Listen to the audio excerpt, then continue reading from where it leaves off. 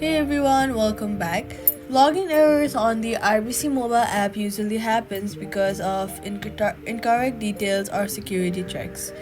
First, carefully re-enter your client card number or username and password without using the autofill. Check whether you have used uppercase, lowercase in the wrong places. If you try logging in multiple times, wait a few minutes before trying again to avoid temporary lockout.